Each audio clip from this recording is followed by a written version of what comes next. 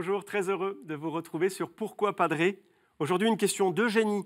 Je vis à Yaoundé au Cameroun. Est-il possible d'expliquer rationnellement sa foi en Dieu? Et si oui, que faut-il dire? Eh bien, Eugénie, oui et non. Je suis désolé pour cette réponse. On peut montrer que ce n'est pas absurde de croire en Dieu, qu'il y a une vraie logique, une vraie cohérence, que les saints et les saintes sont d'utilité publique, mais il est impossible de démontrer que Dieu existe comme 2 et Dieu font 4.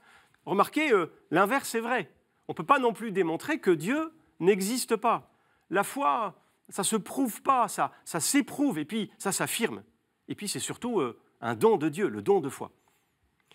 Et en même temps, Eugénie, on peut affirmer que l'existence de Dieu, elle est envisageable par notre raison, par notre intelligence. C'est par exemple tout le travail d'un grand théologien du Moyen-Âge qui s'appelait saint Thomas d'Aquin, un religieux dominicain, qui a essayé de donner des preuves de l'existence de Dieu. Alors, à vrai dire, il ne parle pas de preuves, il dit via en latin. Ça veut dire chemin, comme des indices, comme des voies, pour parvenir à dire oui, Dieu existe. Alors, selon lui, saint Thomas, il y a 5 preuves de l'existence de Dieu que je vous laisse trouver en cherchant sur Internet, par exemple. Mais la base de son argumentation, le résumé de tout cela, c'est que le monde qui nous entoure possède un ordre, possède une logique. Et c'est impossible qu'il n'y ait pas eu d'intelligence première, une intelligence préexistante qui a présidé à cet ordre. C'est un peu ce que disait Voltaire, il le dira quelques siècles plus tard, après saint Thomas, dans 2 alexandrins qui sont délicieux. « L'univers m'embarrasse et je ne puis songer que cette horloge existe et n'est point d'horloger. » Vous voyez, Dieu comme un grand horloger. Voilà, ce n'est pas que ça, bien sûr.